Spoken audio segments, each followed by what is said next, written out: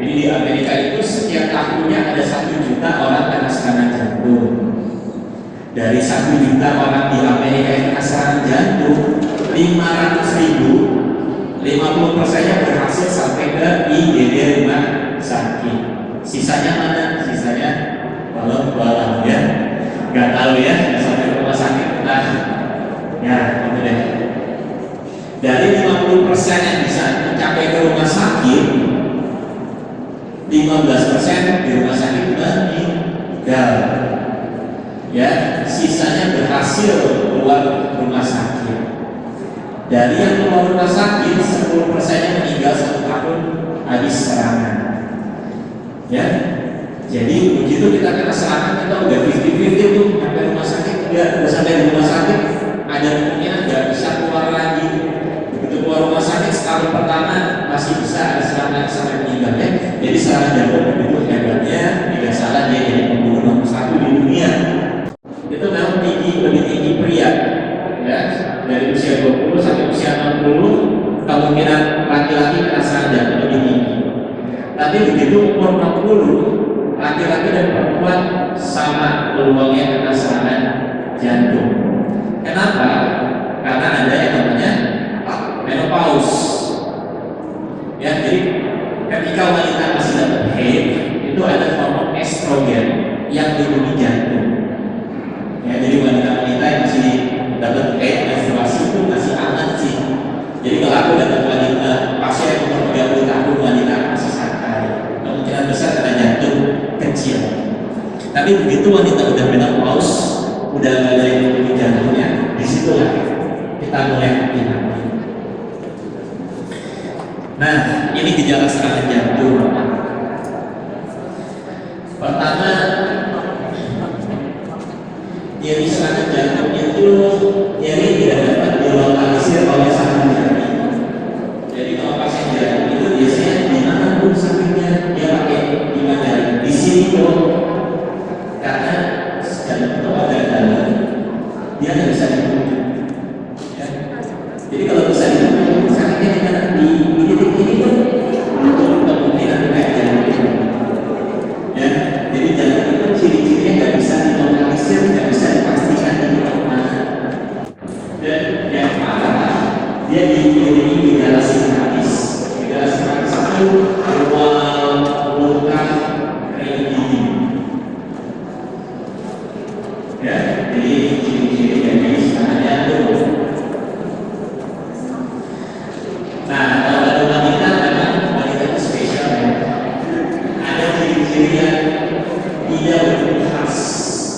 Jadi kalau ada wanita dari ketika dia ada rasa baru sakit di lingkungannya, ya, atau ada sakitnya di punggung, di dalam leher doang, itu juga bisa ada jantung. Nah, untuk posisinya, posisi serangan jantung atau nyerinya itu sebagian besar 70% itu di dada tengah agak ke kiri. Ya, jadi ini posisi dari nyeri dada tengah jantung. Di tengah agak ke kiri. Ya, di perut bisa tapi 23%. Di dada kanan bisa 14%. Ya, jadi ini berdasarkan penelitian nyeri dada jantung paling banyak di dada bagian tengah agak ke kiri. Nah, apa akibatnya? Tadi bisa meninggal, bisa jantungnya jadi lemah, bisa gangguan irama jantung, bisa kantongnya jadi bocor, atau kalau pasiennya ditangani dengan baik, penanganannya cepat, serangan jantung bisa sehat-sehat aja. Kemudian serangan jantung sering terjadi pada pukul 4 sampai 10 pagi. Hati-hati ya. Ya, jadi kalau ada yang meninggal mendadak jam segini, ya, atau memang jam-jam ini jam bantar ya, kalau kita jaga rumah sakit, waktu saya pendidikan di hati kata kita pasien datangnya jam segini. Kenapa? Karena saat kita melek, saat kita bangun tidur, hormon adrenalin kita tinggi. Ya, saat itulah jantung yang tadinya santai tidur tiba-tiba itu cepat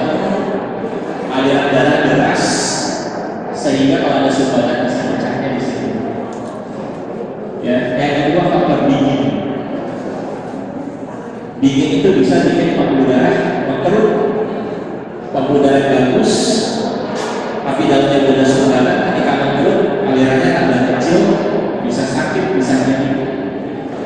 Jadi hati-hati jangan awal karena serangan jantung maupun stroke di jam segini. Pertolongan pertamanya di mana tuh? Sebenarnya prinsipnya dari masalah jantung satu harus tenang. Jadi jantungnya kita istirahatkan. Ingat dari semakin jantungnya dia berat, aliran darah makin deras, pelaknya makin basah lagi. Jadi kalau orang kena serangan jantung nomor satu harus tenang supaya jantungnya santai. Jangan panik. Keluarganya jangan panik. Ya. Yang kedua memang gak banyak yang bisa kita lakukan di rumah. Jadi tujuan nomor dua memang segera mencapai ke rumah sakit. Keluarga telepon ambulans, siapin kendaraan, koordinasi. Ayo siapin mobil lagi dipakai. Tolong tangga dan mobil. Ya, jadi segera mungkin ke rumah sakit, telepon ambulans. Satu yang panik, tenang. Dua mencari bantuan karena memang gak banyak yang bisa dilakukan di rumah. Jadi kedua minta bantuan hubungi ambulans siapin kendaraan. Kalau pasiennya pasien meninggal kebetulan ada obat di rumah, bisa diminumkan aspirin, pengencer darah, 2 sampai 4 tablet. Atau kalau punya SDN obat tiroida, taruh obat tiroida bisa diulang 3 kali. Ya, jadi sambil menunggu rumah sakit kasih obat pengencer darah. Kalau ada obat tiroida, saya pengalaman pasien dia memiliki tetangganya, memiliki anak-anaknya, kebetulan ada obat pengencer darah berkualitas kasih aja. Untuk pijat jantung itu CPR namanya, itu sebenarnya di luar negeri di Amerika itu diajarkan untuk populasi awam. Semua masyarakat di Amerika itu diajarkan cara pompa jantung. Tapi kalau di Indonesia belum ada diajarkan ke awam, ya. Tapi untuk bapak ibu yang di sini kita singgung sedikit ya. Jadi tadi ketika ada serangan jantung yang kasus berat, yang pasiennya nggak sadar, pertama kita cek dulu beneran sadar atau nggak sadar. Kalau dia sadar, artinya jantungnya masih berdetak, nggak usah dipompa, ya sakit. Ya, kita cek dulu benar-benar nggak sadar enggak. Kalau nggak sadar, tadi hubungin ambulans, minta tolong kendaraan. Kemudian sambil kendaraan kita bisa pijat jantung.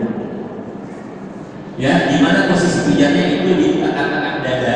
Di dada kita ada tulang, ya di tengah-tengahnya itu kita pijat.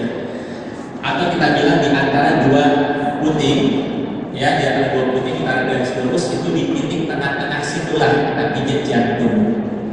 Ya, kita pijat jantung dengan cara di tangannya gitu ya, tangannya saling melompat.